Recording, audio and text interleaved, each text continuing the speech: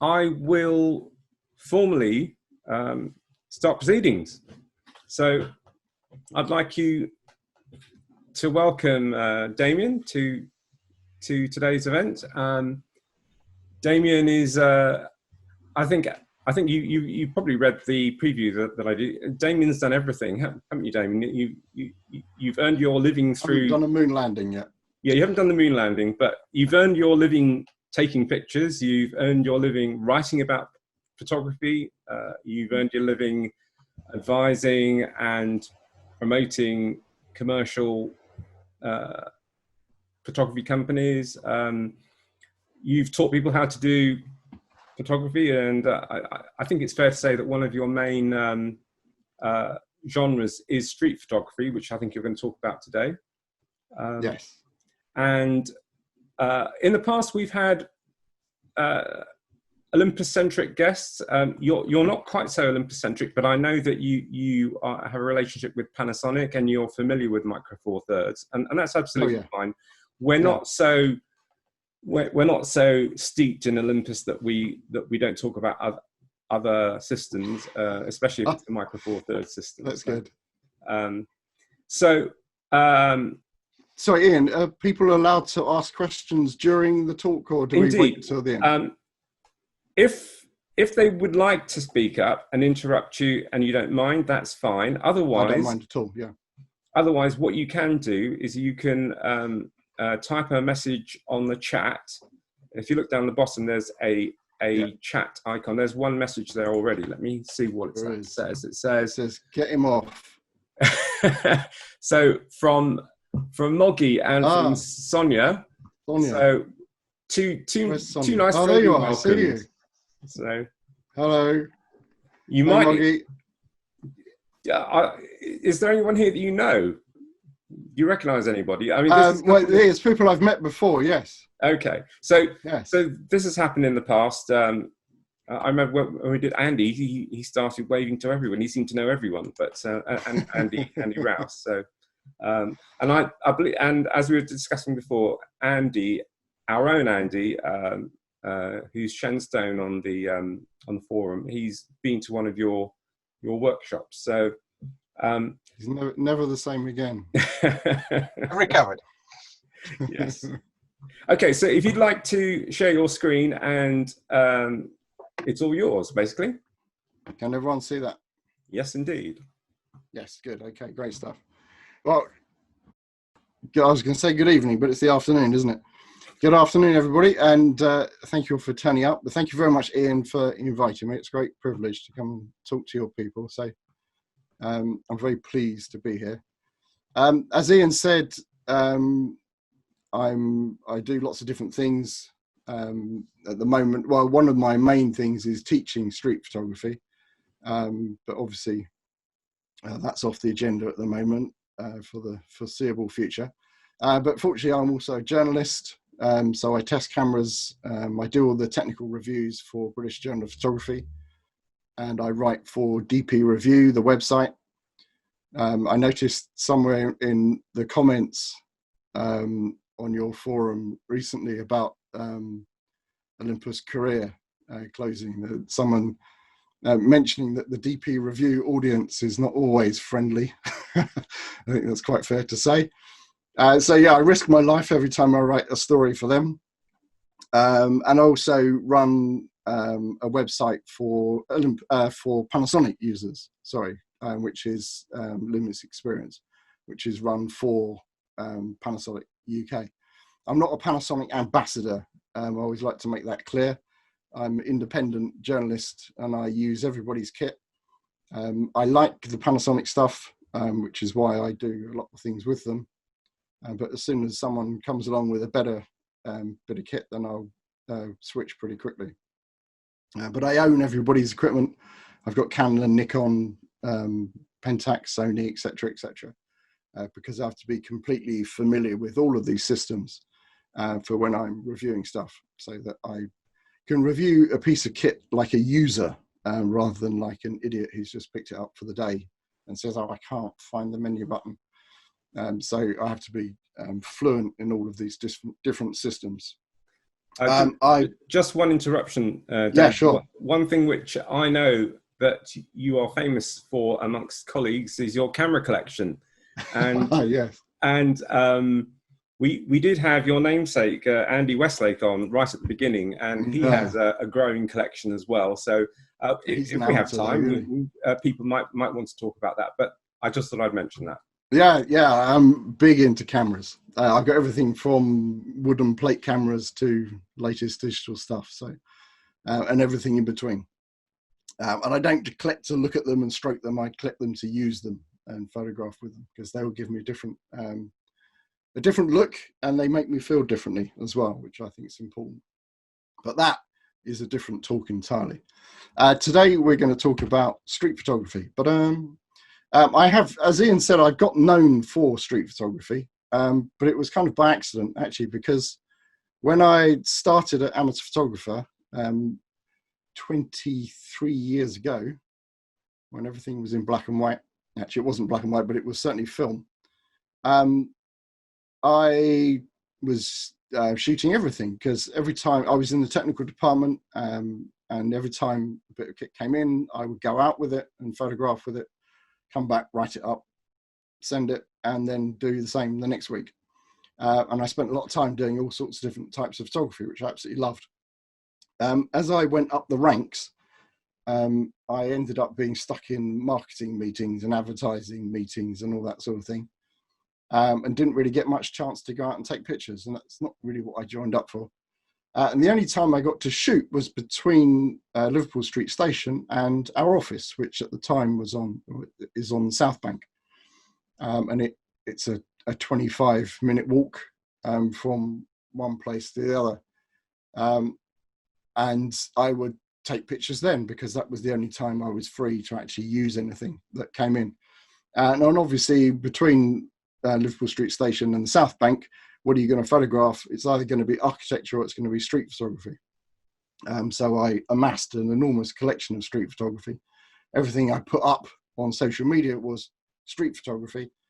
So I got slightly pigeonholed as a street photographer, which I don't mind at all, actually, because I really, really love street photography.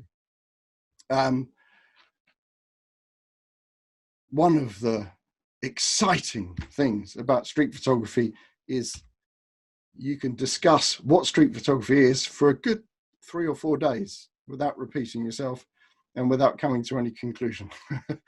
When I do club talks, this is always the thing I ask: what is street photography? And there's generally silence, because either people haven't actually thought about what street photography is, or they don't know, or they're not really sure that what they think street photography is street photography because someone's told them something else. I don't really care what street photography is, actually. For me, it's just pictures that I do when I'm out. Street photography and travel photography are sometimes similar, and it overlaps with documentary photography and reportage. It overlaps with architecture. But I spend very little time actually now thinking about, oh, is this a street picture or is this a flower in a vase? It's not important to me anymore. I've spent a lot of time discussing it, but for the sport really, rather than anything else. These are the things that people associate with street photography: the decisive moment, photographing the human condition, what people do, people's actions, their interactions, and the meaning of life. There's a lot of pressure on photographers to get meaning into their pictures and to really delve deep into the story, which is fine if you're a reporter. But if you're street photographer, you don't necessarily have to do these things. And a picture has to be this. There's this other bit here. A picture's got to be worth 1,000 words, doesn't it? Yes, often it can be, but it doesn't have to be. It can be worth a sentence. All these things that people get quite caught up in, they are all important. I'm not saying they're not important, but they're not. I think it's also important that we don't wind ourselves around in circles and feel that these bullet pointed points here are restricting what we do and what we look for when we go out into the street. These are the things that I'm much more interested in. Taking pictures that stimulate people visually. I like my pictures to be striking, interesting. I like them to have some sort of emotional connection, whether that's an emotional connection between me and the person that I'm photographing, or me and the viewer, or the viewer and whoever's in the picture, or whatever's in the picture. I think that the emotional connection is very important. Identification with the subject, so that when the viewer looks at the picture, they can feel they've got something in common with that person or that thing, or that, oh yes, I've seen that, or I understand that sort of situation. I present a romantic view of reality. I'm not aiming to be absolutely real. It's a dramatic version of reality. The problem with reality is that sometimes it's a bit boring and a bit dull, and we like to emphasize things. When I say romantic, I don't mean lovey-dovey, but I suppose I mean a dramatized view of reality. I'm not absolutely caught up in making sure my pictures tell the truth. And what I'm interested in is you seeing the picture and thinking, oh, that's right, nice, I like that, or I suppose it's a hyper real thing, but they're segments, they're little captures from daily life that together do not present a full picture of reality. Something of human life, a human connection, a look, someone's expression, something that we can connect to, whether that person's sad or happy, or they're having a dynamic conversation with somebody else in the photograph, or if they're thinking, being contemplative.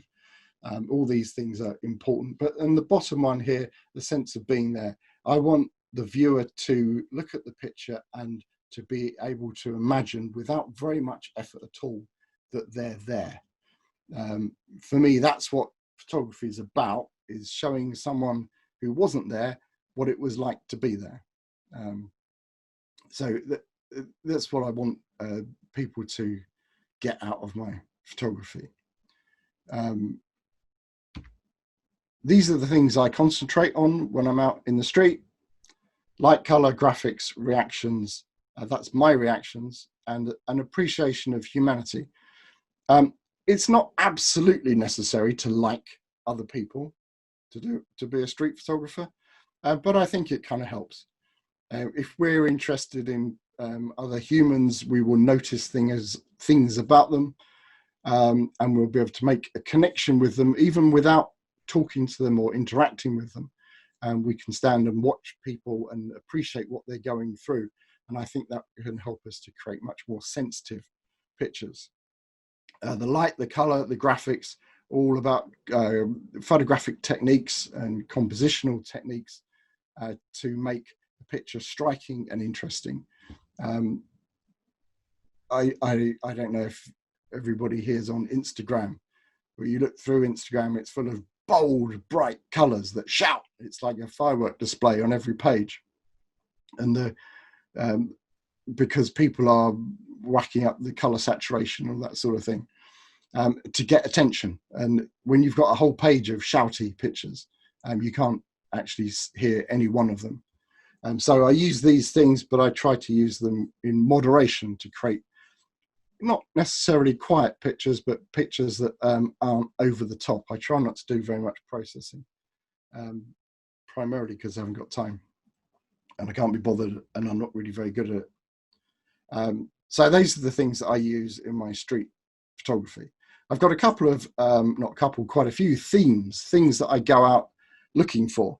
For this talk, I've put together, this is a new one I haven't done before. I just finished it this morning. And I've tried to think about the presentation in a slightly different way, and singling out some of my techniques and the things I go looking for, rather than doing sort of a full street talk. So I like silhouettes. Why do I like silhouettes? Because they're mysterious. they're interesting.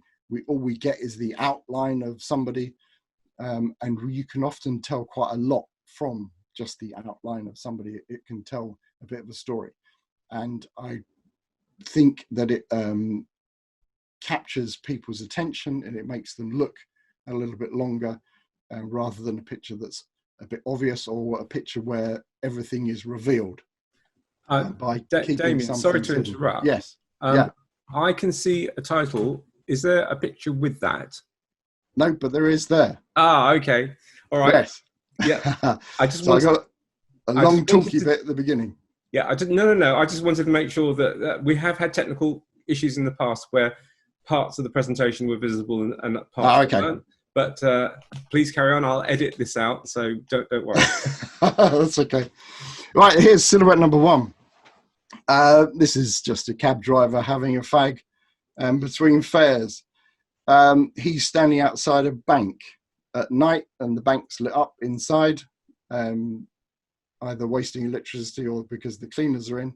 And they got one of these frosted glass windows, and I liked the colour and the way it glowed. It was a diffuse light.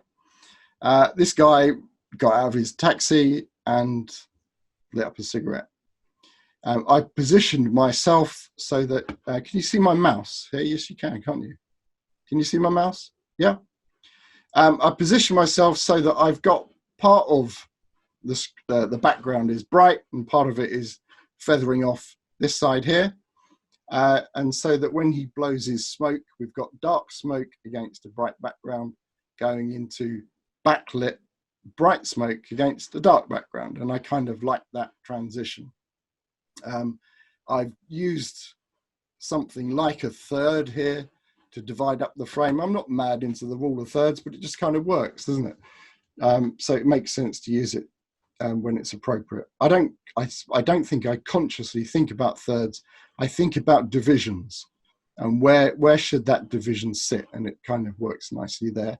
And that's given me enough space to get the back of his head as well. He's got, you can see he's got this like new chick fluffy hair on top. Obviously I didn't tell him that.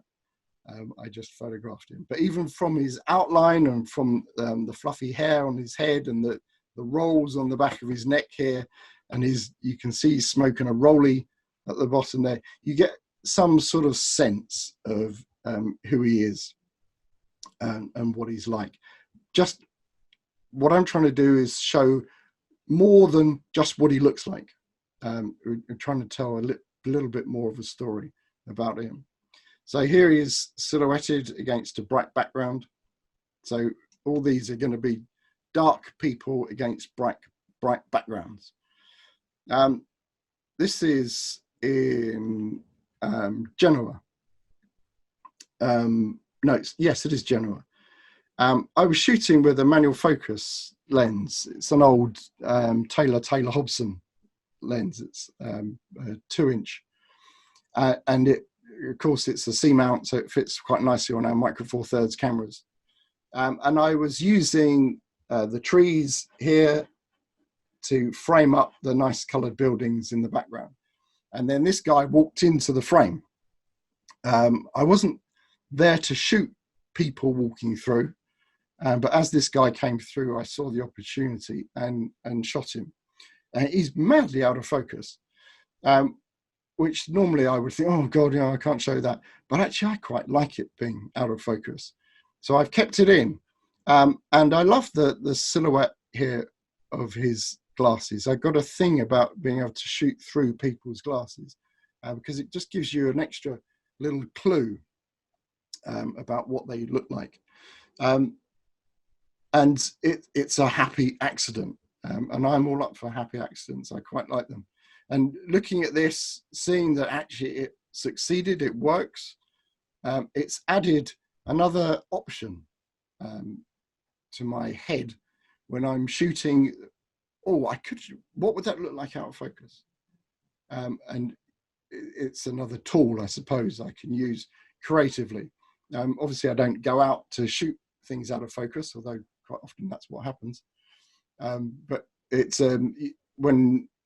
now I can use this in a creative way, I suppose. So it's really about the colours there as much as anything else. This is Swindon. Don't know if anyone's ever been to Swindon. It's fantastic. Waiting around, it's early in the morning, very, very misty day. And I like the silhouettes of the lampposts around the bus. This is at the bus station. And then this young lad came along and stood right there, just in exactly the right place. I shifted myself a little bit to give us a little bit of separation between him and the building there. And I framed it so that he's at the bottom of the frame and we've got lots of sky and empty space at the top. It's not empty, obviously, because it's grey and it's a graduated grey, so it's filled. But I like this kind of a thing that we can do, can't we? Because we're Micro Four Thirds users and DSLR people can't do. It's focus right at the edge of the frame. And I love that. A lot of DSLR users will put their subject in the middle of the frame because that's where all their AF points are. Obviously, you can focus, lock, recompose, but a lot of people just don't do it, even though they know they can. And we tend to get subjects in the middle of the frame.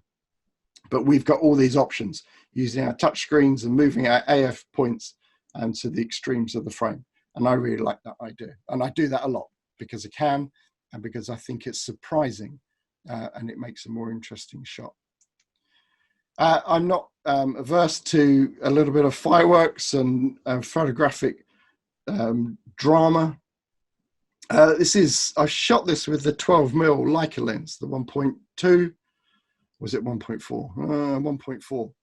1.4. And when it's closed down, it produces beautiful, beautiful sun stars. So I go out looking for them sometimes. This is,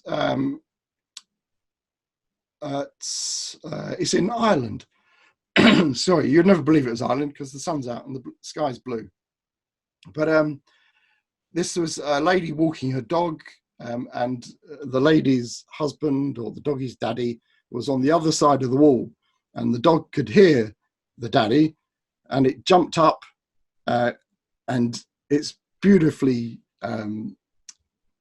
rim lit here, and the rim lighting just makes them both stand out. And I love the way the dog's looking that way. And shot at f/22 or f/16, I think that is. You get this lovely sun star. So I've got a silhouette, I've got a bit of rim lighting to make them stand out from the background. And the sun star is for decoration in the background. I quite like that. It makes people go, ooh, which is one of the things we want people to do, isn't it, when we look at our pictures.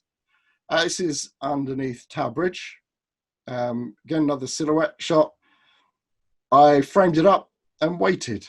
Again, I've left space here on the third for the person to walk into the frame. There's only one place the person can be in this picture. If the person's over there, it's going to be rubbish, isn't it? Because they're not going to stand out. So I framed up. I've got a frame here within the frame. Then I've got some other frames and another frame and another frame here. And I'm waiting for someone to come along. They need to have the right stride as well, like this guy has.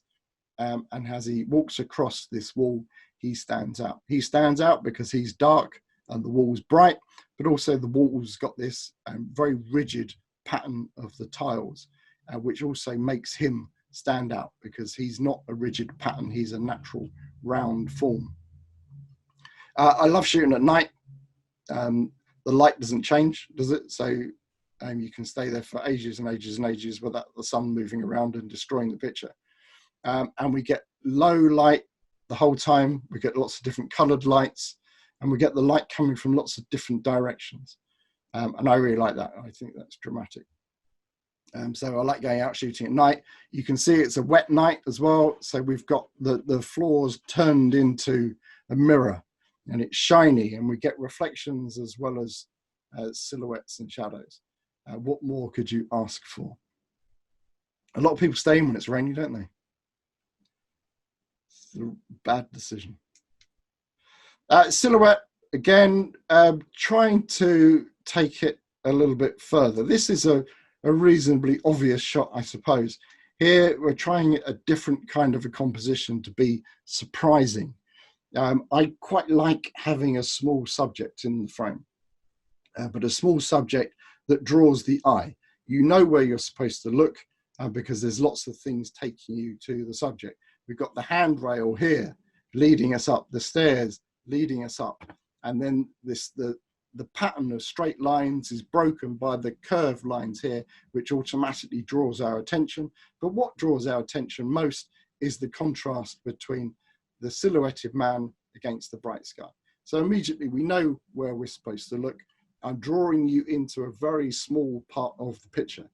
And I like that idea. It's kind of surprising. And it frames up the person. And I like that it's just not obvious. This is doing the same sort of thing, creating frames within the frame, lots of geometry going on here. You can see this is number 1 Poultry, which is near Bank in London. It's a fantastic building, absolutely amazing. So I've used the architecture to create lots of different triangular frames, and then waited for someone to come along and walk into the right place. Person gives us a bit of scale, but they also break the pattern. They stand out, even though they're very dark. They've got dark suit on. They break the pattern of the background, which makes them stand out from the background. So you know straight away where you're supposed to look. His head and this porthole affair up here are the only 2 round circular things in the picture. So they draw our attention. This is in, I can't remember the name of the road, Bishopsgate, is it? No, Upper Thames Street, doesn't really matter. It's in London, it's at the end of the day, the sun's setting at the end of the street and streaming down the street and lighting things up as it moves around the sky. And this was just incredible. I love these fins on the outside of the building, just as they've caught the light. And because it's late in the day, that light's moving really, really quickly. And probably less than a minute after I took this shot, that had gone completely and the sun was moving on somewhere else. I like the geometry of the architecture and this leading path that takes us from left to right, and this big full stop pillar at the end. And I just needed someone to step into the right place. This guy, without me having to pay him a £5, did exactly that. And he took a good stride, and you can see he's looking down at his phone, and he's got headphones in here. There's just a little flash of white on his head. And that's enough to give us a bit of a story about him. What's happening here? It's a guy, he's going to the station. Is he strolling, or is he going quickly? He's going quickly. Why is he going quickly? He's probably busy, or he's catching a train. And he's on his phone at the same time, probably saying to his wife, "Yes, dear, I'll be home in a minute," or "I'll be on the train in a minute." And so I like this. I like this, the way this leads us in to where the subject is. I've lost my clicker. Here it is. Potsdamer Platz in Berlin. Lots of geometry in Berlin. If you haven't been, go. It's fantastic. This was in January, and it was freezing and wet and about as miserable as it's possible to be. But Berlin really works when it's miserable, because there's parts of it are pretty miserable too. So I've gone down into the entrance to the railway station and stopped and turned and looked back up. And I loved the ceiling here, or the roof, and these slats in the window here. And we've got these leading lines coming up out of the ground, like we did with the guy at the top of the stairs in the underpass. And all you have to do then, once you've framed it up, I put my AF point there because I can, and I made it nice and small. And I waited for somebody interesting to come along. Great thing about rubbish weather is people walk around with umbrellas, and umbrellas look absolutely brilliant, silhouetted. Lots of umbrellas. Some people were putting their umbrellas down as they got there. But sooner or later, someone will walk in with their umbrella up. You can even see the little, the tie bit there for his umbrella for when he rolls it up. And she's pointing to something saying, "Are you sure this is the right station?" or I don't know what she's saying, but we can make that bit up. So I just like the architecture around it, and I've used it to make an interesting composition. And again, once again, we've framed up the subject, and there's lots of space around them, so we've got lots of hard contrast between them and the background. This is on the South Bank. Fantastic geometry around there. This is the National Theatre, I think it is. And you may remember there was a red hoarding up around something or other that they were building. And it was brilliant because it really stands out. So I've created a frame using the different pillars and the different bits of blocks of concrete. And I've left space here for someone to walk into. Everything in the picture is square, hard-edged, straight-lined, except for the person. And he stands out. Even though he's very small, he stands out because he's the only natural form in the picture. And we've got this nice contrast between his leg there in the background, which is enough, again, to make him stand out, to make sure you're going to be looking in the right place. And of course, the red is doing its job too, isn't it? It draws our attention. That's the camera club judge person in a red coat in the distance up the hill. This is in Prague many, many moons ago. This is the EM1, sorry, it's not, it's the OMD EM5 Mark 1. Same sort of thing, really. It's a bright sunny day, low light, low, when I don't mean low light as in it's not very bright. I mean, the sun was low in the sky, and it's given me the opportunity to use this hard edge shadow that's going across the street and up the wall. And the sun's lighting up the front of this building beautifully. There's a plain patch here. There's one here as well, but it's not big enough. That needs a child there. This guy was too tall, his head disappeared. So I had to use this bit here. And as he crossed over, he just did the right things with his arms and his legs. That's luck. All of these pictures need lots and lots and lots of luck. Patience too, because you just stand there and wait for your luck to happen. And sometimes it doesn't. But you have to hang around and wait for the right thing to happen. I like this shot. I was very pleased with it at the time, and still am.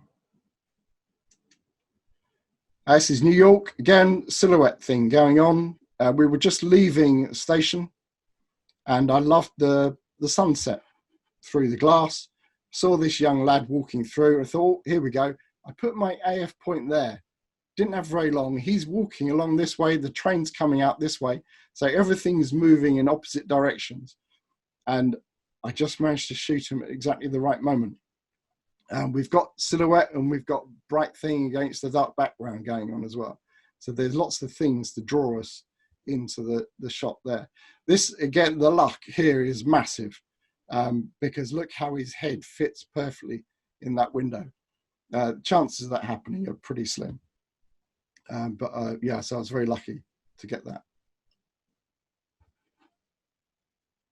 Is this, sorry, I've got lots of chat things here. I haven't noticed. Lots of questions. So I'll just take a look at these. It's okay. We'll return to those. Okay. Yeah. Okay. I'll come back to them. Yeah.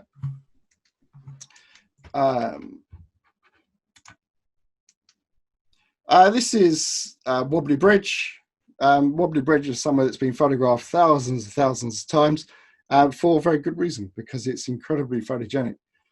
There's stacks and stacks of opportunities. You don't have to stand in the middle of the walkway and do the symmetry shot looking towards St. Paul's. There's loads and loads of different things to be done here. This isn't actually a silhouette. It's a reflection of a silhouette because the guy is actually over here out of the picture. So that's just a reflection on the glass. What I've tried to do here is create an interesting composition with this diagonal line going up into the corner of the frame, this one breaking on the third. So even without anybody in it, it's a nice composition, but obviously it needs something to bring it to life. And these people walking through just worked. I was actually waiting for someone to walk through this bit here on this side. But then I noticed that I was getting the reflection in the glass of people going on the other way, and his hand's out. He's explaining something. So there's something going on as well. It's not just people walking through the shot.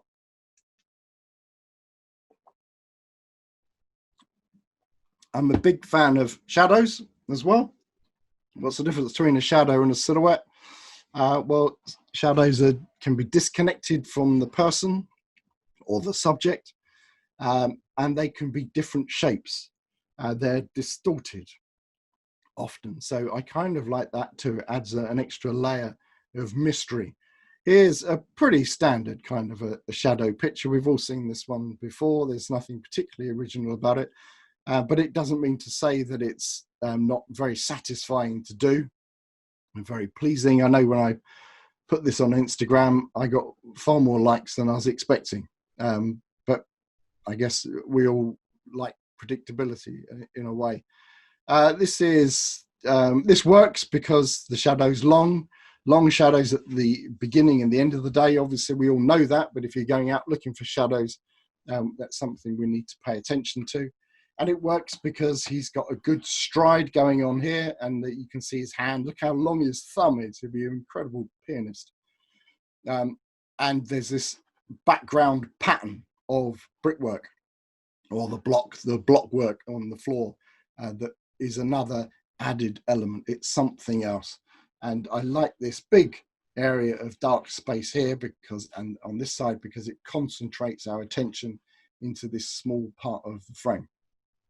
So again, trying to make sure the viewer's looking in the right place. And this hard contrast between the bright bits and the dark bits does that. We like that. That draws our attention. It makes us look there. This is a slightly less obvious shadow picture taken in Exeter. This is with the Fuji XH1. Very nice colors from the Fujis. Wouldn't recommend the XH1 particularly. It's not a deep black shadow, is it? It's a dark shadow, but it's not black. It doesn't need to be. We're quite often tempted to really whack on a curve or use our levels to create lots and lots of contrast. But often we can be more successful without it, by being a little bit less obvious. All that's important here is that there's enough contrast between the shadow of his head and the brightness of the background that it draws our attention, and we know where to look. We also know where to look because there's a frame around him here, and then there's a frame around that frame in case you missed the first one, and then there's a bigger frame around that and another frame around that. So all of these things are drawing our attention into the part of the picture that I want you to look at. You can see as well, I've cut off part of the picture here, that the wall folds round and goes back that way, which adds a little bit of depth. This adds a little bit of depth too. But the primary subject is this shadow here. And we can't see the person. Do we need to see the person? Not really. No, I think it's more interesting without, but I'm not saying the person wasn't interesting, but we don't need him in the shot. There's a second shadow here as well. And it's not clear if that's the same person or him with two shadows from two different lights. So there's a little bit of mystery there too. I like the colors of the wall as well. That was one of the things that drew my attention. Have you got any pictures of your own that you like more than other people like because you know how hard it was to shoot? This is one of those for me. This was on a bus. Our train had been cancelled. I live at the end of a one-track line, and if Starling lands on the track, then the trains are all cancelled, and there isn't another one for an hour. So we had to get on the bus, which a lot of people think is inconvenient, but I quite like the variety. I sat upstairs because that's what I did when I was at school, and it was a sunny day, and we were going through the countryside. The chap 2 seats in front of me was looking forward, and as we went around the corner, his shadow was whizzing across this panel here, and it just kept catching my eye. So I had a standard lens on, and I framed it up. I wanted the depth. I wanted to see that we're on a bus and to see some of the countryside and the scenery. And you got the ding ding bell here, so you know where we are. And then this guy's head was just moving backwards and forwards across the panel. Sometimes as well, when we went around a corner, it would go down very low, then it would go up very high, and then it wouldn't be there at all. And the bus journey was about 20 minutes, and that kept me occupied for the whole time. The time really flew, and I was really, really chuffed with it. And it's one of those pictures that I can't judge properly because I'm so emotionally connected to the process of taking it that I think it's incredible. You all might think it's boring. I don't know, but it'll be interesting to find out what people think of that. But I like that shot very much. This is another shadow shot, basic kind of a thing. This is in a place called Djerba, which is an island off Tunisia, and this is Hammack Souk, which is their main town.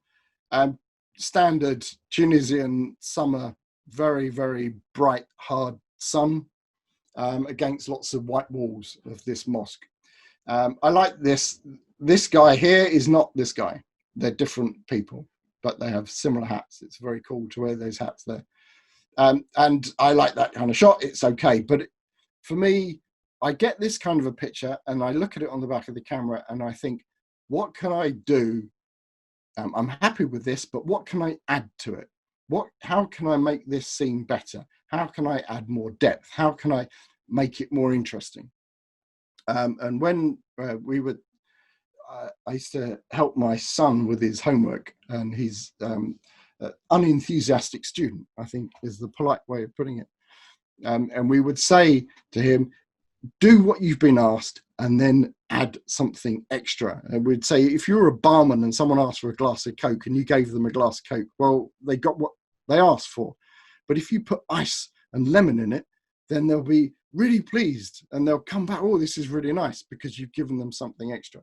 And that's what I try and do with my pictures, is shoot the standard one and then look for the ice and lemon. And for me, this is the same place. It's the same subject. The subject is the shadow here, the guy on the wall, same as here. But I've allowed people to walk really close to me, to come right into the shot. And by luck, I got him between the guy's arm and his body as he walked past. By luck, there's a little kid's eye here looking around the corner. And by luck, we can still see the minaret with the loudspeakers and the overhead power cables or telecommunication cables. That's all luck. But that happened because I stood there for a while thinking about, how can I make this different? What else can I do? And this was not the first picture I took, I can tell you. I took a lot of shots to get this one, but I kind of knew what I wanted. I wanted a shadow in the distance between things in the foreground, and a little bit of perseverance and a bit of luck. I think it was Allah looking down on me here has given me that. And so we've had silhouettes, we've had shadows. Now I'm going to talk about people lit up against the dark background, or things lit up against the dark background. And we understand spotlights. We understand what we're supposed to do. And when we're confronted by a spotlight, we go and look there. We look where the spotlight tells us. And we can use this technique in our photography to make sure our viewers are looking in the right place in the picture. And they need lots of help, our viewers, because, well, you know, they're a bit thick.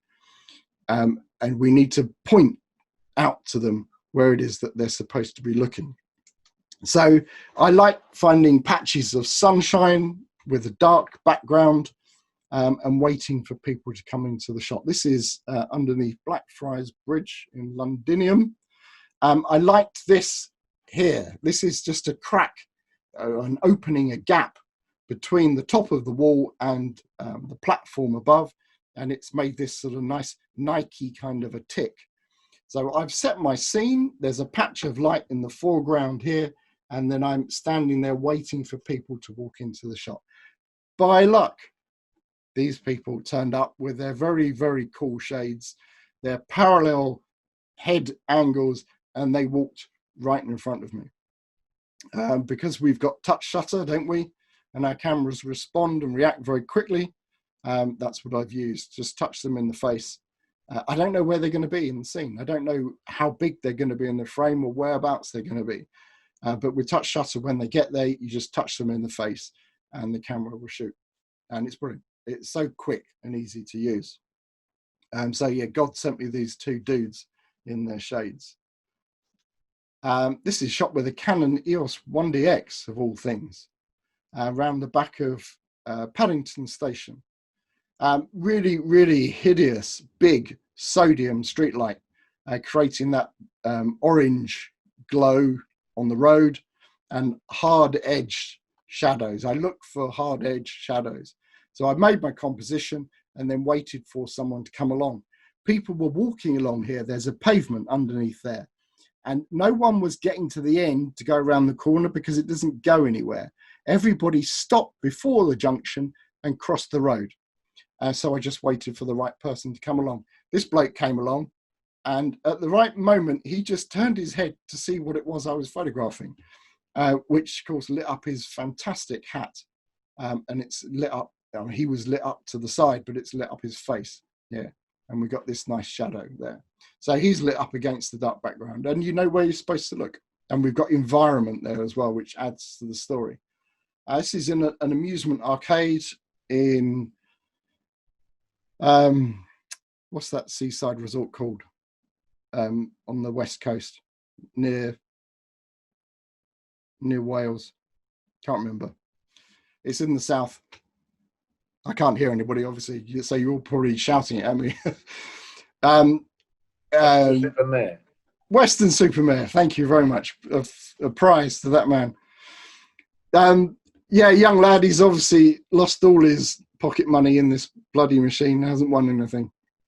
But I like the way his face was lit from the lights inside this machine here. I called this When the Fun Stops. So a gambling addiction advert for the under 10s. That's shot with a Fuji GFX 50R. This is EPL 5. This shot here. I love the EPL cameras. They're nice and small and easy to put in your pocket. This was outside Liverpool Street Station on Bishopsgate. These dudes pulled up behind a bus, and the bus driver was coming up to the traffic lights, so he put his brakes on, and the brake lights lit up the guys in the car just for a matter of 2 or 3 seconds. And I was really lucky that I happened to have them framed in the shot at the time. They got loads of, I don't know how many speakers they had in their car, but I'm sure they'd taken the back seats out, and it was really booming. And when you can hear a car booming in the middle of London, you know that they've got big speakers. So it drew my attention already. I got the 45mm on, and I'd been tracking them for a little bit. And then when the brake lights came on, their faces lit up. I got the shot. And I was really pleased with it. And you know where to look because their faces are lit up against the dark background. And the red light just adds a little bit of drama and theatricals to the scene.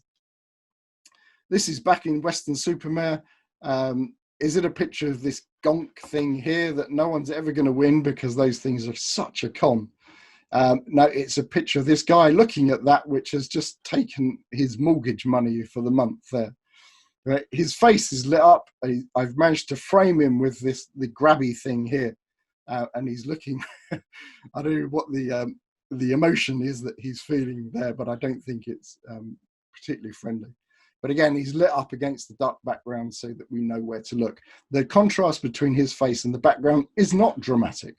It's moderate, but we still know that that's what we're supposed to look at.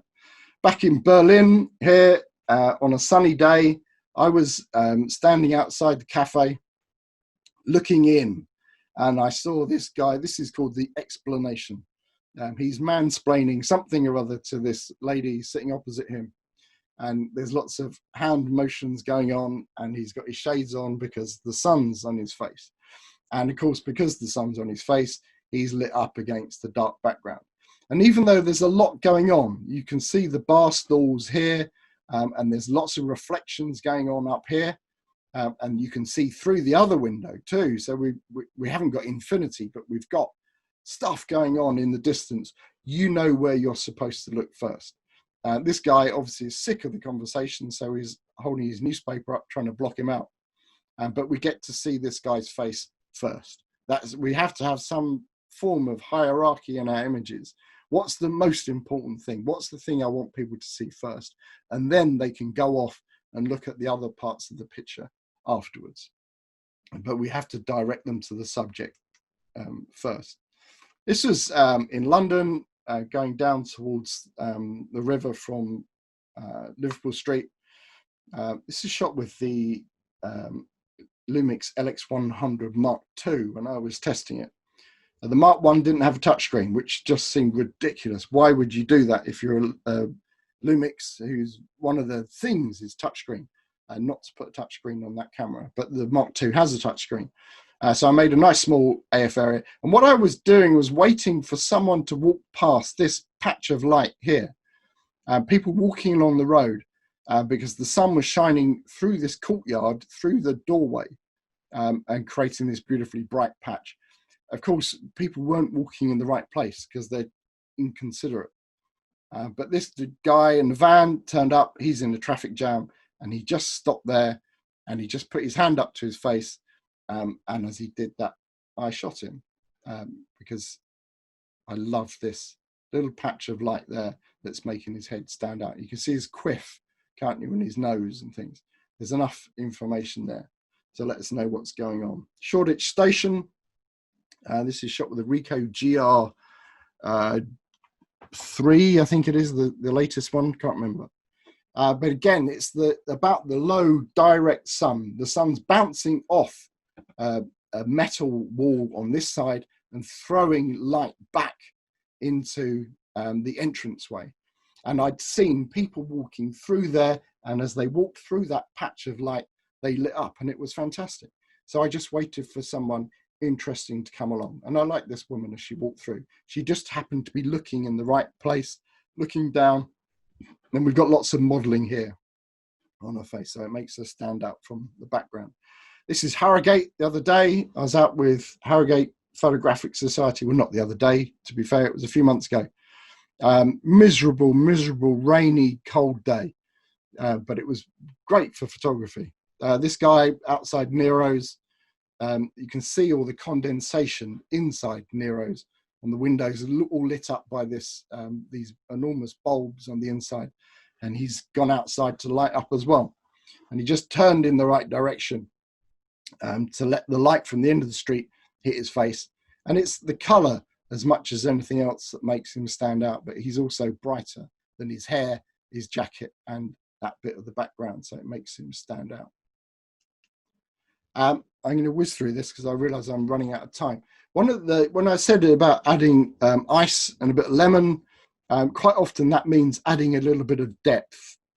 It's very easy to shoot very two-dimensional looking pictures.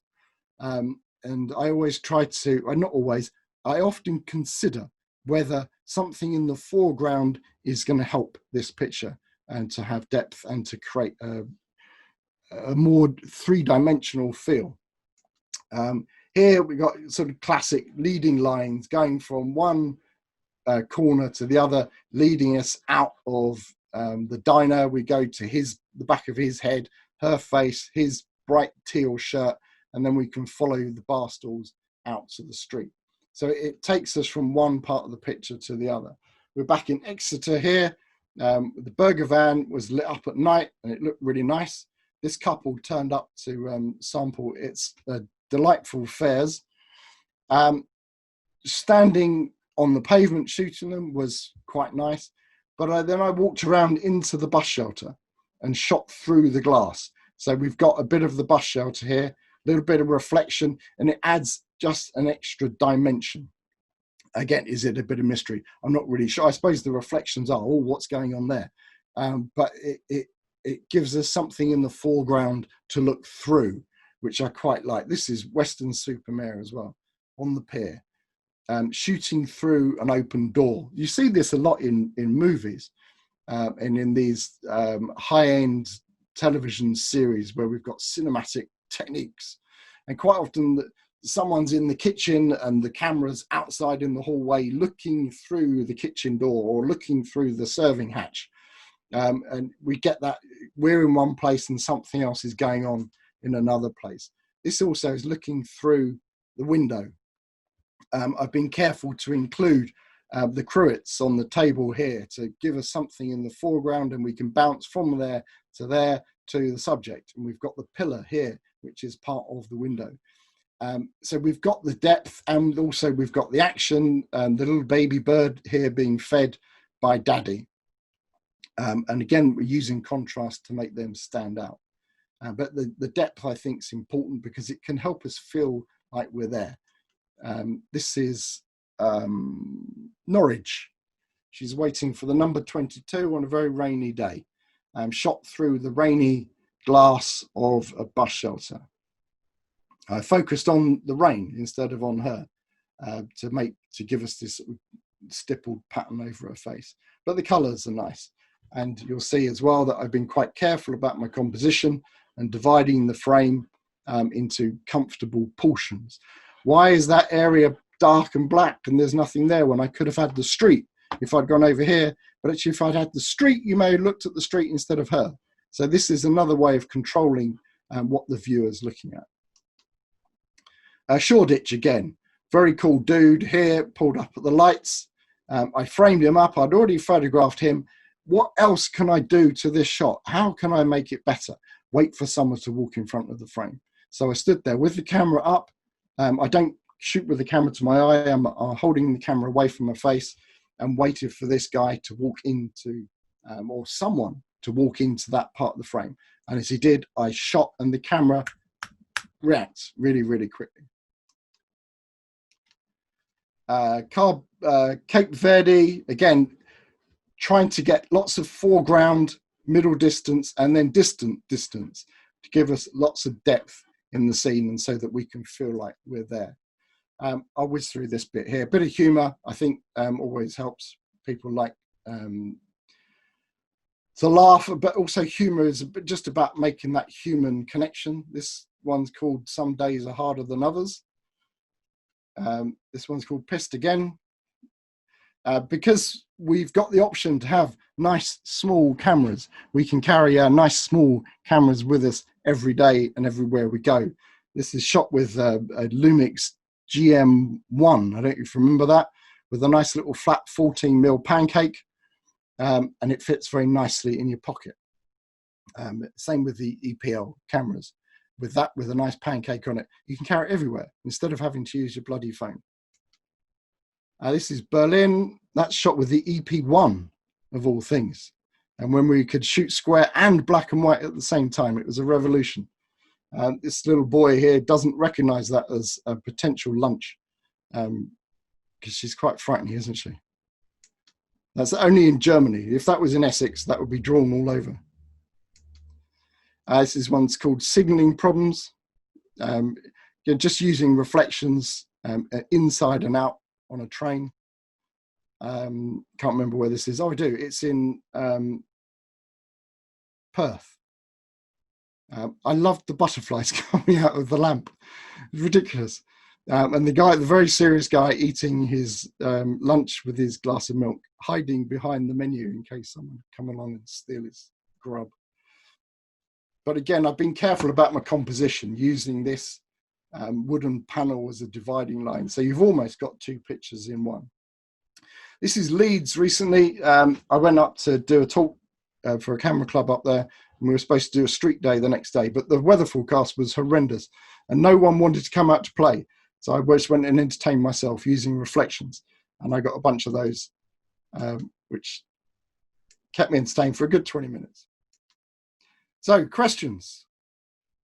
There are lots of questions on the chat, but people were very good and put some pictures, some questions up earlier. Have you got those in front of you? Yes, I do, actually. Someone said, if you could only use one lens for a month, what would it be?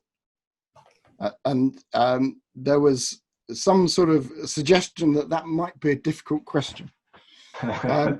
It might be for some people, but for me, that's absolutely not a difficult question at all. The 25mm 1.4 Leica lens. If you look at my Instagram feed, you'll see that about 80% of everything is shot with that lens. And the only reason that there are other lenses featured on my feed is because I was testing them or I had to use them for something or other. I'm very, very happy with a standard lens. It gives me the angle of view that I can concentrate on. People talk about it matches the angle of view of the human eye. It's rubbish because you can see an enormous width with your eye, but we can't concentrate on all that. So when I shoot with the standard, a 25mm for us or a 50mm for DSLR people or full frame people, that gives your viewer an angle that they can recognize, and it makes the connection between them and the subject much more direct. It's interesting because a lot of people would say 35mm for street photography. Yeah, it doesn't work for my head at all. It's a 35 for me is neither wide nor long. I've tried to use them and I can, but given a choice, I'll go for a 50mm every time or a 24. Okay, and next question. So I was looking at them on my phone here. My views on the use of Olympus kit for street photography. Which gear does he favour and how is he able to use its special features in the genre? Olympus kit is great for street photography. It's born for it. Small bodies that you can fit in your pocket. You don't have to walk around looking like a bloody photographer with a massive camera bag. You can put your lenses in your one pocket and your camera in another pocket, and you might end up looking like a normal person rather than a photographer. So it's perfect for that. You've got some of you got touch screens and touch shutter, which is quick, and small lenses.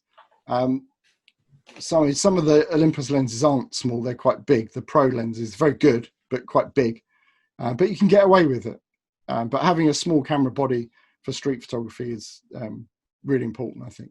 One thing that struck me from what you were saying was the ability to have a wide field of focus points as well. Yes, yeah. There are no other systems that allow you to focus right to the edge of the frame. Okay. And I love to put the subject right in the corner or right at the bottom of the picture because it's surprising and we want to surprise the viewer. DSLR users just can't do that except if they shoot in live view. And as we all know, live view in DSLRs for moving subjects is rubbish, isn't it? Yeah. Good places. When lockdown ends, which city in the world would he most like to visit for a week to do his own shooting and why? Swindon. I'm going to connect this to good places in the UK to shoot street that may not be on everyone's radar. Obviously, London is amazing because there's so much going on. But one of the things I always do when I do I do a street talk to a camera club, and then the next day we do a workshop. And they always want to go to London or to the big city because it's easy, isn't it? No, but if you go in your own hometown, there's stacks and stacks and stacks of stuff to shoot. Any sort of decent sized town that's got people in it and people that move around and different kinds of architecture is going to be fantastic for street photography. There's no need to go to Paris and you don't need to go to New York, although New York and Paris are really, really inspiring and full of exciting things, as is London and Glasgow and Edinburgh. But you don't need to go to those places. You're much better off using the time that you would have spent traveling to those places, getting there early, getting to somewhere that's closer to you early and shooting there and shooting more and getting to know somewhere. Those are more important things. But I've been all over the UK in the last few years, and I haven't found somewhere that was not worth going. Actually, to be fair, we went somewhere in southern Wales, and it was a really, really rainy day. And we walked into town, and I was explaining something, And I said to the chairman of the camera club, right, where's the busy part of town? And he said, oh, well, this is it. And there was no one. I'm not kidding, no one in the street. It was like they'd gone into lockdown already. But most places where there are people, then that's absolutely great to shoot there. Special features of the kit, touchscreen, touch shutter. A lot of people love to use the viewfinder. That's like 10 years ago. That's what DSLR people have to do. You've got a back screen that's fantastic. It's going to show you a 2 by 3 inch print on the back of your camera at a distance where you can see it, and it makes composition so much easier. When you're not holding the camera to your eye, you don't look like a photographer. I hold my camera out like this because that's what idiots do, isn't it? I don't want to look like a professional photographer. I want to look like some idiot. And then people don't pay any attention to you. And silent shutter as well. That's another thing. If you're not using silent shutter, then you should be. I've got a question here from Derek. Yes. Yes. Which I thought was a really good question. And he asks, is there a limit to what is acceptable in street photography? For example, a car crash, fight between street occupants, a person falling off a building. Are these valid street subjects? Some of those sound like news subjects. Yeah. So you have to think about why you're taking the picture. What am I doing it for?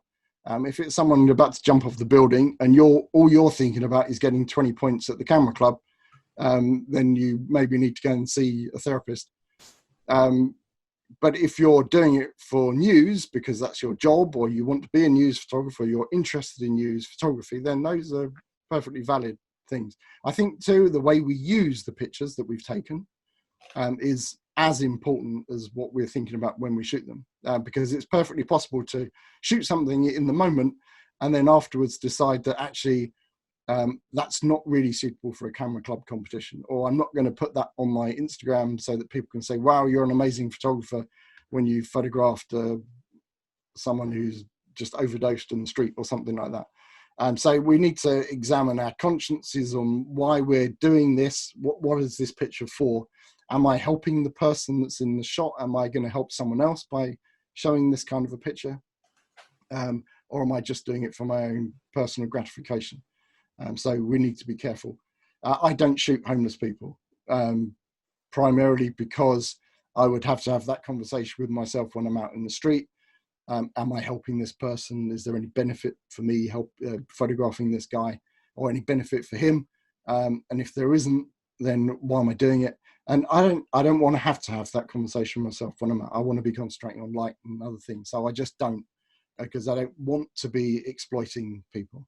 That's very interesting. I can remember last winter in Tottenham Court Road, there's a fancy furniture shop there, which is beautifully lit window display, and there was a homeless person asleep in front of the display, and the contrast was just amazing. But I couldn't bring myself to take a picture. After that, I thought to myself, well, I'll never make a street photographer. But what you've said actually chimes with me. So yeah. Yeah. Sometimes if you're not sure, then you can take the picture, and then you can decide afterwards whether you're going to use it or how you're going to use it. But with that sort of thing, it's difficult to, when we're thinking photographically rather than in a compassionate way for our subject, we just need to be careful. Most of us are amateur photographers. We're doing it for fun, for our own benefit, which is very different if your job is to gather news. And that's a very different kind of a thing. Okay. Just going through the chat questions now. Graham Parry, do you want to ask your question, or shall I read it out? Graham, I'll read it out. Okay, Graham asks, Graham's one of our moderators, by the way. Do you ever use the camera mono mode, or are you still seeing it in black and white in the mind's eye? I shoot color to turn black and white afterwards. Okay. That's kind of topical, because we've done a lot of black and white. One of our own members, did a couple of workshops online about black and white. So it's been very topical recently. I think, I mean, I've been taking pictures for a while, and I've shot a lot of black and white film, and I still shoot black and white film, and I shoot black and white paper. And I've got used to how colours will render in black and white, purely through experience. It's very useful when you're starting out on your black and white career to use black and white modes in the camera. You can shoot RAW and JPEG and have your RAW files, they're going to be color, obviously, and your JPEGs will be black and white according to the settings that you've used in the camera. And that's very useful to do, because if you've got a green thing next to a red thing and you think your eyes are telling you that one thing's standing out from the other, if you shoot them in black and white, often they just appear as the same tone. So it's very useful to have your camera showing you what that black and white's going to look like. In fact, one of your pictures, if you can remember, it was predominantly grey with a red centre. I can't describe it. It was a... was it on the South Bank? Yes, I think so, yes. Yeah. I was curious to know whether you desaturated the grey and left the red. But no, that's just the way it was. Wow. That part of the South Bank is particularly grey. When I first started, I know a lot of people like spot colour, and I think it's one of the filter features of Olympus cameras, the same as Lumix cameras. But when I first started on AP, on my first day, I was given an envelope of pictures to look through to see if they were suitable for the gallery. And they were all of naked ladies in black and white, holding their pink underpants. And it just put me off spot colour for life. I haven't recovered, I'm afraid. So if it's your thing, then we'll have to just differ on that. But I try not to be biased by it. But I prefer either shoot black and white or colour. I try not to mix the both. Right, quite a few people have asked similar questions. So I'm just going to kind of paraphrase it, but basically, Mark Johnson was the first to ask it. He's asking, and others have asked, how do you deal with approaching people or being in their presence and taking photographs of them? I noticed that most of your pictures, I think, are candids, aren't they? Rather than almost, yeah. I think all the ones I've shown today are. Yeah. So I think one of the big psychological barriers for street photography is photographing strangers. What would you say to that? Well, if you want to do candids, just try not to stand out. Don't go out wearing a high-vis jacket with photographer written on the back. Don't go out with a massive camera. So Micro Four Thirds system stuff's absolutely perfect for it. Although, having said that, I've shot street with medium format cameras too. So that's not so much of an issue. It's more about what's going on in our head. And when we've got a small camera, we think that we're more comfortable that we are blending in. So that makes us feel better, because actually all of this stuff is about us feeling better. Because the truth is that most people in a busy street will not pay you any attention at all. Well, it's very disappointing, because we all think that we're very important, but actually we're not. Nobody cares about us unless you make yourself stand out, unless you walk up and stick your camera in someone's face, or if you look suspicious. You all know what suspicious looking people look like or how they behave. But if you just try to look normal, I know it's quite hard, dress normally, the way that other people in that place are dressing, and you just blend in and hang around until people are used to you being there. That's for the candid stuff. But actually, do you know, I very, very rarely have I gone up to someone to say, wow, can I take your photograph because your hair's amazing? And they say, no. Oh, no, you can't. What, are you weird or something? If you're a smiley, happy person, hey, how you doing? You don't have to be like an American camping rep. But just being smiley, open, not dodgy looking. I don't know, hello. But just being friendly, and people will respond. People actually are friendly. They go out with their default defensive face on, but actually most people are very friendly. One of our members, love a chat, who's in Italy, Andrea, asked a question in the chat, responding to your picture of the dudes in the Ghetto Blaster car. Yeah.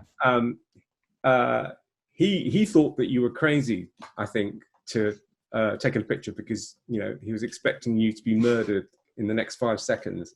I was quite drunk at the time. So no, they're not going to pay any attention. The reason that they're driving down the road with their Ghetto Blaster on, with their stereo up full, their windows down, their caps on backwards, is because they want people to look at them. And if they turn around and say, "Do you take my picture?" You say, "Yeah, you look really cool. Look, here it is." And I show them, "Look, there it is. That's you there. God, don't you look good?" They go, "Oh, yeah." So give us your email address and I'll send you a copy. "Oh, really? Can I use it on my Instagram?" "Yes, you can," or Snapchat, or whatever people use.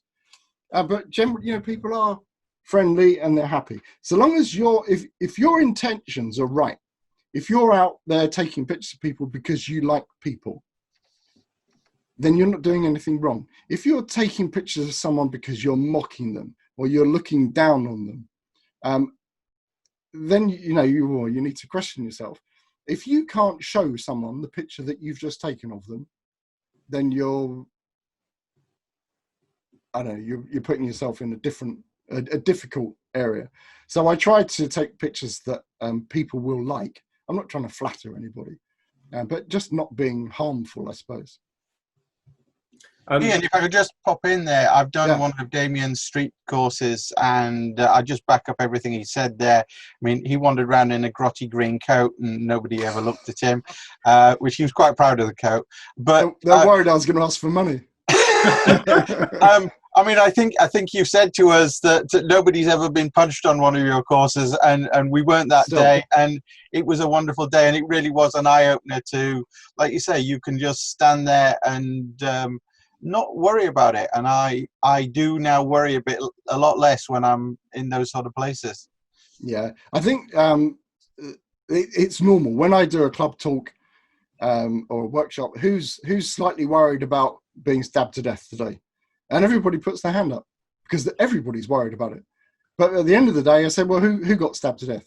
"Oh, nobody." Well, if they got stabbed to death, they couldn't put their hand up.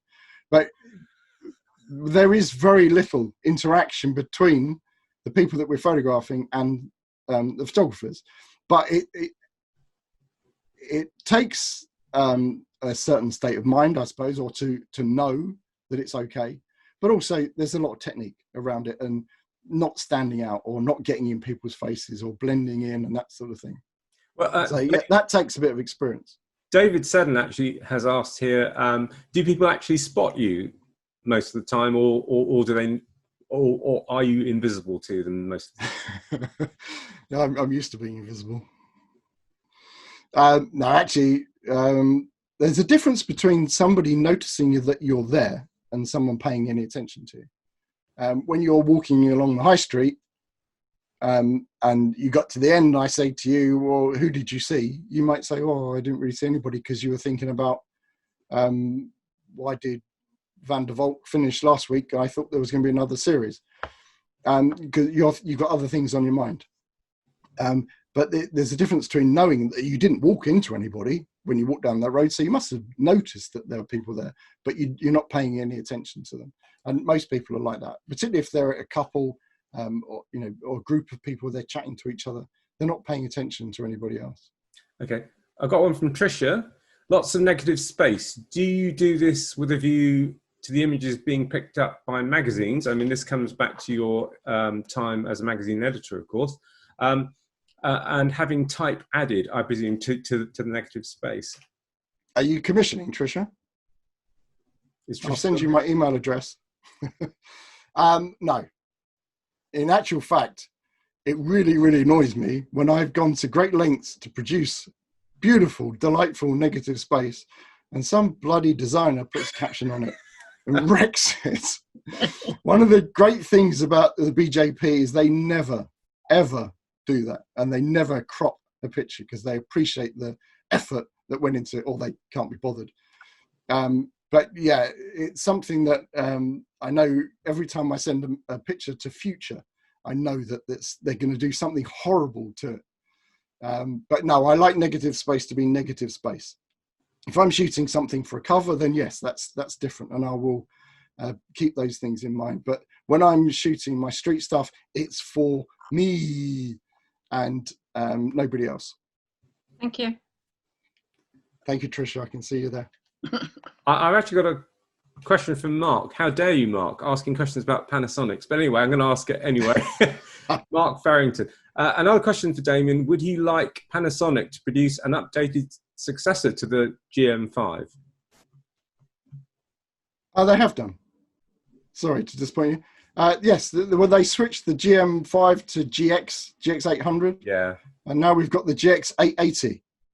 And the difference between the GX800 and the GX880, apart from the little hand grip thing, is that there's better beauty mode. Okay, enough of that. Right. There was a whole press release on that. David Sutton again. I know he's leaving. So no, he was actually viewing when he shouldn't have been. So very good of him. Got a comment about somebody else who likes the old GM1, and more comment from Mark. I'll send you the comments anyway. I'm just trying to think now. Is there much more here? What I would like Olympus to do is a Pen F Mark II. Well, there's a lot of chat about that. There seems to be some speculation that that's coming. Let's hope Olympus can deliver that, because I think that the Pen F was quite a special camera, I think, for many. Is there speculation that it will be a decent price? Well, that I can't comment. I have no information on that. Just make something up. Right, I've got one here. In the text, which I'll send you in the chat, you've been compared a bit to famous photographers, and in a positive way. In a positive way, I think, yes. But David Travis is basically asking, which street photographers inspire you? Yes. I'm afraid it's a bit boring, Dave. Not your question, sorry, my answer is boring. Is that it's the usual people. Saul Eater, I like very much. And it's a bit like music for me. I don't have bands that I like, because when I put on an album, there's always a track I don't really like that I'll skip. But I like tracks from lots of different bands. And it's the same for me with photography. It's mostly the pictures that I like rather than the photographers. One of my biggest influences is Julia Margaret Cameron. And obviously she wasn't a street photographer, because she was shooting wet plate in the studio in 1860. But everything I do, I think, stems from my love of her work. And I like looking at other photographers' work, obviously. And I do take bits. I think, oh yeah, that's good. I could use that. But it mostly comes through talking to other photographers and finding ideas and listening to what other people say, and then going off and doing it my own way anyway. One of the things that I suffer from is not wanting to be the same as everybody else. So when I'm out with a group of photographers and everyone's looking that way, I'm looking that way. And it might be that all the good stuff's over there, sorry. And by looking over there, I'm not going to get anything. But I'd rather risk not getting anything than getting the same as other people. I probably should be in therapy for that. But I just want to be different and look at things in a different way. So I try not to be influenced by people, I suppose. But I do get influenced by photographs and films as well. I love watching movies and seeing how things are lit and the colours that are used and the compositions. Okay, I'll give Mark Farrington one last word. He's basically going on about the GM again. And basically the GM is nice and small. None of the current Panasonics are small enough. So the GX880 is the same size as the GM cameras. Exactly the same size. And it's quicker and less noisy. And it's fantastic. It's still 16 million pixels. But it's the GX880 is one of the cameras I carry with me the whole time, because it's very cool. And I wish Olympus did more cameras like that, actually. Okay. I think I'm going to end it there because we've had a really good run. But there's one thing which I think really leapt out from your presentation for me personally. Nearly every picture you spoke about mentioned the word luck. And in my view, you make your own luck. Your patience and ability to predict what's going to happen makes your photography stand out, and that's an ability that you really do need to be a decent street photographer, in my view. And I think you've demonstrated that perfectly. Thank you very much, sir. Luck is yes. Sorry, David. About one of your pictures, number 22, the first black and white one you showed of the shadow. The big black negative space on the right hand side and a black space on the other side. The right hand side had patches of white in it. Are you ever tempted to make that completely black so that you emphasize the shadow on the figure? No, it's a good question, but no, I don't get tempted to do that. What I would try to do is spot these problems at the time of shooting and then try and find a different position or another way of cutting that out. In that particular case, there wasn't a way, because that's two sets of windows and you look through one straight out onto the other, through to the lit courtyard again. So there wasn't a way of getting rid of that. Then I have to sit and look at it and think, well, am I still happy to shoot that? Well, actually, yes, I am. And I get that kind of a question quite a lot, David, about things that I do in street pictures that would be criticised by club judges, or people say, oh, isn't that a bit distracting? So, well, yeah, but actually it was there. And so long as that thing isn't more powerful than the subject or the place where I want the viewer to look, then I'm quite happy for it to be there, because it's realistic. I try to steer away from creating the sort of perfect pictures where I've spent ages in Photoshop cleaning things up and stuff. If there's a Coke can somewhere and it's drawing unnecessary attention, then I would get rid of it. But I try not to do that very much, and I try to get it right at the time, because that's not about being a perfectionist or anything. It's about how much I enjoy the challenge of getting it right in the camera. And other people love getting it right afterwards in Photoshop, and that's absolutely cool as well. But the way I shoot, the thrill of the hunt for me is about the hunt and getting it right at the time. But thanks, David. That's a great question. And actually, if anybody else would like to jump in now and ask a question, I kind of jumped the gun myself. Does anybody have a new question? Tricia, Hi, Tricia. No, you need to put your microphone on, Tricia. There you go. You're unmuted. I can hear you now. Yeah.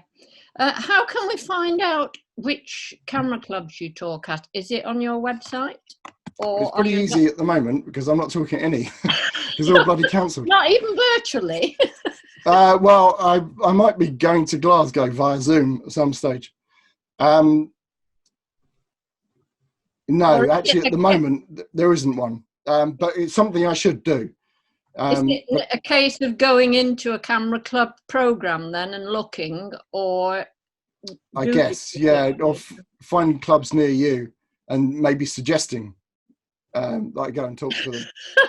Am I on commission? Yes, you are. I'll give you 5%. But we'll have to wait and see what's happening. I don't belong to a camera club. Oh, right. I'm very anti-camera clubs.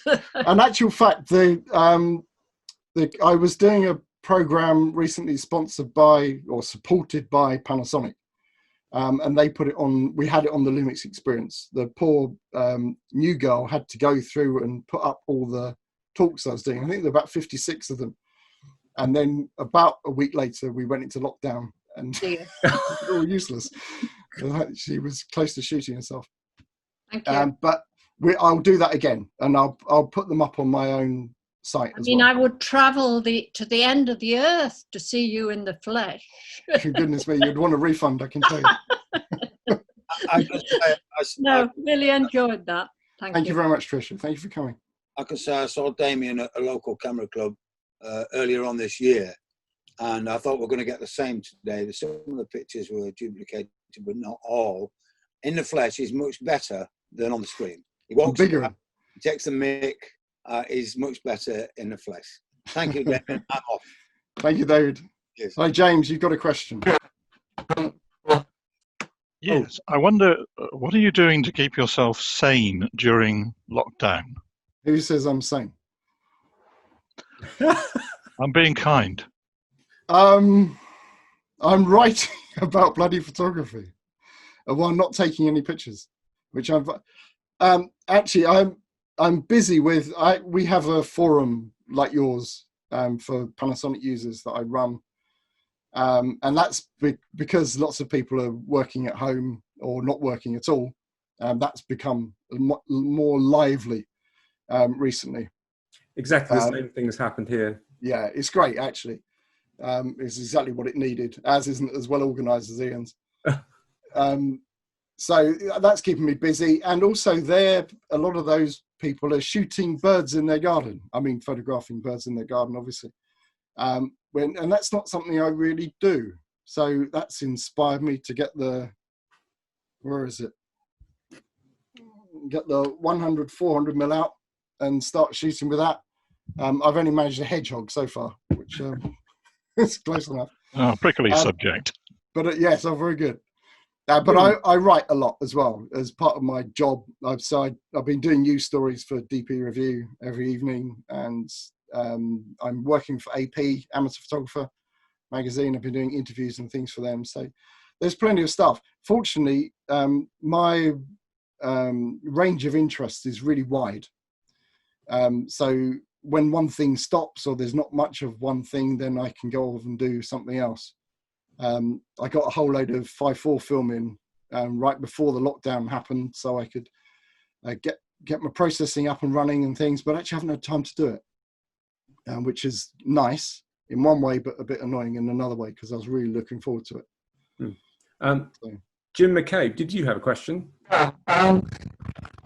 When you're looking for something, do you actually scout locations in advance and then go back, or is it a question of gathering pictures by walking about, you might say, or that sort of thing? Do you look at things like, say, markets and so how do you find those places? A bit of both, Jim. If you couldn't quite hear, Jim was saying, do I scout a location first, or do I sort of wander around and hope something's going to happen? And what sort of places do I look for? Markets are a great place to take pictures, but I tend not to do that because that's what all the other photographers are doing. So one of my priorities is avoiding the things that everyone else is doing, or going there and defiantly doing it differently to everybody else. So I like going to a famous site and shooting it differently to everybody else. But if I'm going to a new place, if I'm doing a workshop somewhere where I've got responsibility to show people good locations, then I will scout around and find the places I want to shoot. But if I'm there on my own, then I like to wander around and spend some time looking at different places. If I don't have much time, if I know I'm not going to have much time when I get there, then Google Street View is your friend. Mm-hmm. And I'll quite often walk around somewhere on Street View looking for places that I think may have potential. And then I'll make a sort of list of places that I want to go and look at. But quite often I'll get sidetracked. That's really just to make me feel like I've done something. And I'm prepared, so that I don't turn up and I have no idea what I'm doing. But quite often the best places are ones that I got no idea were there, because you can't see them from the air on Google. And it tends not to be the big exciting architecture or the big exciting anything, because what I'm looking for is light and contrast and graphic shapes and all that sort of thing, which you can kind of find anywhere. So walking around with your eyes open, really, that's the trick. And your mind open as well to the potential of somewhere. And you walk that way, and then you turn around and you walk that way because it looks completely different. Yeah.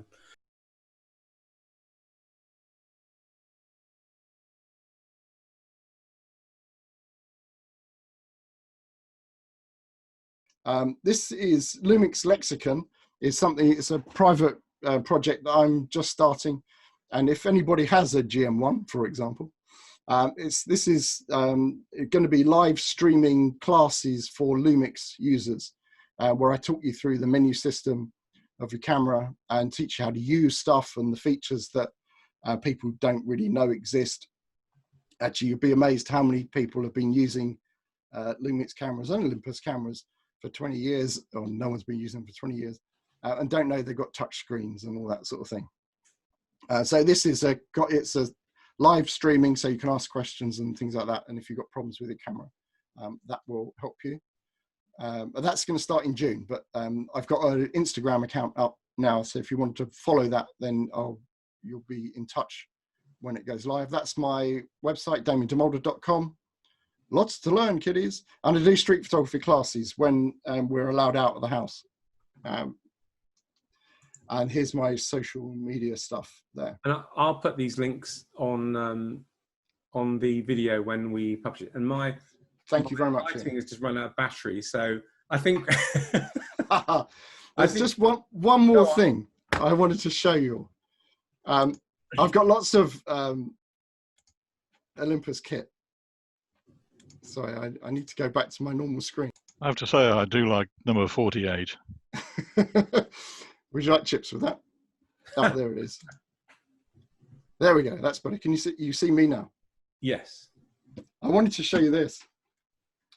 One of the reasons I like Olympus cameras is the style, because they are incredibly stylish. Does anyone remember this? Yeah, I remember that. Was that a Mew? It's the Mew Mini. Good Lord. Yeah. And I remember, and you'll remember this too, Ian, I think it was Photokina, when you walked onto the Olympus stand, they had these in, I don't know, 12 different colors. Yeah. And I'm going to power it up because the battery, it all still works, but I'm going to, here, there. Could you hear the sound effect when it starts up? I'll put it next to the mic.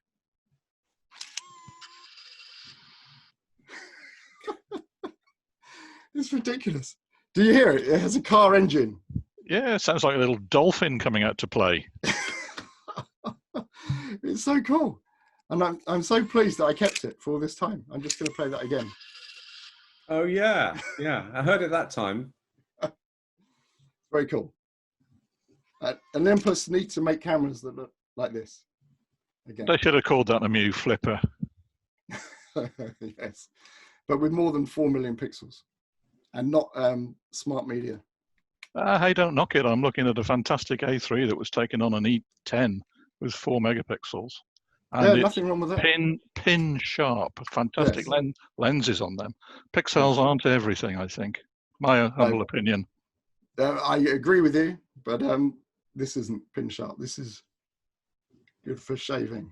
Thank you very much, everybody. Okay, guys, thank you so much, Damien. Really nice to see you all, meet you all. We'll put all your links on the site and on YouTube when we put the edited video up. And, looking forward to seeing you after lockdown. Yes, crikey, whenever will that be? Indeed. Okay, right, give us a wave, everybody, because I'm going to do a screen grab. Excellent. Right, cheerio then. See you. Thanks very much for inviting me in. Edit out my one glass, please. Oh, no, maybe not. Okay, bye-bye. I'll put one in for you later on.